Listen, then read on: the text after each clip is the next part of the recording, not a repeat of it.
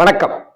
1964 to 2024 அப்படின்னாக்க 1964ஆம் ஆண்டு release ஆன ஒரு படம் பத்தி உங்கள்கிட்ட பேச விரும்புகிறேன்.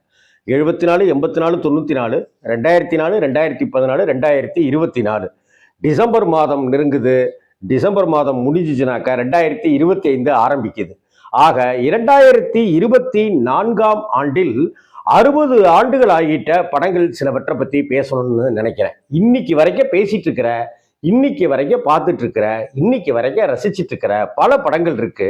அதுல நடிகர் திலகம் சிவாஜி கணேசன் அவர்களுடைய நடிப்பில் வெளியான படம் தான் ஆண்டவன் கட்டளை. இந்த ஆண்டவன் கட்டளை படத்துல 2 விதமான சிவாஜி கணேசனை நம்ம பார்க்க முடியும். ஏங்க, ஒரு சிவாஜி தானேங்க? ஆமா, ஒரு சிவாஜி தான். ஆனா அவர் கல்லூரி ப்ரொஃபஸரா இருக்கும்போது அவருடைய வீடு, அவர் வாசல், அந்த கதவு, நடை, குடை அப்படின்ற அந்த பாவனைகள், மேனரிசம் எல்லாமே ஒரு படித்த ஒரு மேதமையை காட்டக்கூடிய விஷயமாகவும், அதற்கு பிறகு காதலித்து அந்த காதலால் ஏற்படக்கூடிய வலிகளும் வேதனைகளுமா சேர்ந்து அவமானத்தையும் உண்டு பண்ண, அதற்கு பிறகு சிவாஜி கணேசன் எடுக்கிற ஒரு விஷயம், அந்த கேரக்டரைசேஷன் அப்படியே டோட்டலான பாடி லாங்குவேஜில் இருக்கும்.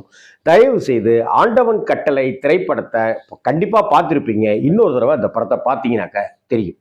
அதே போல அழகு கொஞ்சுகிற தேவிகாவுடைய நடிப்பு ஆகச்சிறந்த நடிப்பாக வெளிவந்த படங்கள்ல ஆண்டவன் கட்டளையும் ஒண்ணு. இயக்குனர் கே சங்கர் சார் எம்ஜிஆரை வைத்தும் பல படங்கள் டைரக்ட் பண்ணியிருக்காரு. அதே போல சிவாஜி கணேசனை வைத்தும் பல படங்கள் டைரக்ட் பண்ணியிருக்காரு.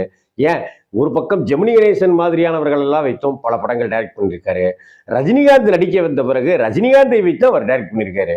அப்படிப்பட்ட ஒரு கட்டத்துல ஆன்மீக படங்கள், பக்தி படங்களாகவும் கொடுக்க ஆரம்பிச்சாரு கே சங்கர். அந்த அளவுக்கு மிகச்சிறந்த இயக்குனர் அவர். எடிட்டிங் ஞானமும் உள்ளவர். அவருடைய டைரக்ஷன்ல வந்ததுதான் ஆண்டவன் கட்டளை. இது சிவாஜி, தேவிகா, பாலாஜி, அசோகன் அப்படி இப்படின்னு நிறைய பேர் நடிச்சிருக்கிற இந்த படத்துல சந்திரபாபுவும் அட்டகாசம் பண்ணியிருப்பாரு, தன்னுடைய காமெடியாலையும் எல்லாத்துலையும். இந்த படம் ஒரு மறக்க முடியாத படம். விஸ்வநாதன் ராமமூர்த்தி அவர்களுடைய இசையில வந்த கண்ணதாசனுடைய எல்லா பாடல்களுமே பெரிய ஹிட். அதுல அழகேவா அருகேவா அப்படிங்கிற அந்த பி சுசிலாமாவுடைய அந்த பாட்டா இருக்கட்டும், சிரிப்பு வருது சிரிப்பு வருது சிரிப்பு, அந்த பாட்டு இருக்குல்ல, சந்திரபாபு அவர்கள் குரல்ல பாடின, அவருடைய குரல்ல பாடின அந்த டான்ஸ் மூமெண்ட்டு, பாட்டு எல்லாமே ஒரு மிகச்சிறந்த தத்துவ பாட்டா இருக்கும். எல்லாத்துக்கும் மேல மெலடி சாங்கா வரக்கூடிய அமைதியான நதியிலே ஓடும் ஓடும் அழகில்லாத அந்த பாட்டும் ரொம்ப பிரமாதமா இருக்கும். அப்புறம் கண்ணீரெண்டும் மின்ன மின்னன்னு ஏவிஎம் ராஜனுக்கு ஒரு பாட்டு, அந்த பாட்டா இருக்கட்டும், இது எல்லாத்தையும் தூக்கி சாப்பிட்ற பாட்டு. ஆறு மனமே ஆறு, அந்த ஆண்டவன் கட்டளை யாரு, அந்த பாட்டுக்கு சும்மா நீங்க வந்தா மட்டும் போதும்னு சிவாஜி சார் படத்துல ரஜினியினுடைய டைலாக் இருக்கும் இல்லையா, அது மாதிரி இந்த படத்துல நீங்க நடந்தா மட்டும் போதுங்க அப்படின்னு கே சங்கர் அவரை நடக்க விட்டு எடுத்திருப்பாரு. 6 படை வீடுகளையும் பேக் டிராப்ல காமிச்சிருப்பாரு. அப்படிப்பட்ட இந்த காட்சியில சிவாஜி கணேசன் சார் ஒரு காவி உடை அணிஞ்சுக்கிட்டு ஒரு பித்தனை போல, ஒரு சித்தனை போல அப்படி நடந்து வருவாரு. தாடி கிடிலாம் முளைச்சி அப்படி இருப்பாரு.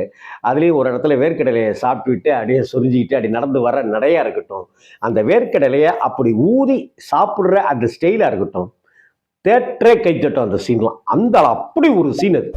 அந்த படத்துல சிவாஜி கணேசனுடைய நடிப்பு கனக்கச்சிதமா இருக்கும். அதே போல சிவாஜி சாருடைய உடல் எப்படியாக இருந்தாலும் சரி, கொஞ்சம் குண்டா பூசுற மாதிரி இருந்தாலும் சரி, நல்ல தொப்பையோட இருந்தாலும் சரி, இல்ல ஸ்லிம்மான தெய்வ மகன் மாதிரியான சிவாஜியா இருந்தாலும் சரி, எந்த வேஷமா இருந்தாலும் கோட்டு அவருக்கே அமைஞ்சிடும். அப்படி அமையும் கோட்டு. இதுல போட்டிருக்கிற கோட்டும் அப்படி அழகா பாந்தமா இருக்கும். நடிகர் திலகத்தினுடைய நடிப்பை மிகச்சிறந்த முறையை வெளிக்காட்டின படங்கள்ல ஆண்டவன் கட்டளை ஒரு தனித்துவமான படம். 1964ஆம் ஆண்டு கே சங்கர், கண்ணதாசன் ஐயா, எம்.எஸ். விஸ்வநாதன் ராமமூர்த்தி இவங்களுடைய கூட்டணியில நடிகர் திலகம் சிவாஜி கணேசனும் தேவியாவும் நடித்த ஆண்டவன் கட்டளை அப்படிங்கிற அந்த திரைப்படம் 60 ஆண்டுகள் கழித்தும் காலம் கடந்து நிற்கிது அப்படின்னா, இந்த படத்தினுடைய மேக்கிங், இந்த படத்தினுடைய கதை உருவாக்கம், வசனங்கள் எல்லாமே எப்பேற்பட்டதா இருக்கும் அப்படின்னு யோசிச்சு பாருங்க. 4 வருஷத்துக்கு முன்னாடி நம்மளை சந்திச்சவங்க மறந்துடுறாங்க. 2 வருஷமா நம்மளோட உறவாடி இருக்கிறவங்க மறந்துடுறாங்க. ஆனா இன்னைக்கு 60 வருடங்கள் கழித்தும் இந்த ஆண்டவன் கட்டளைய நாம கொண்டாடிட்டு இருக்கணும் அப்படிங்கிறது தான் ஆண்டவனுடைய கட்டளையோ என்னவோ தெரியல. வணக்கம்.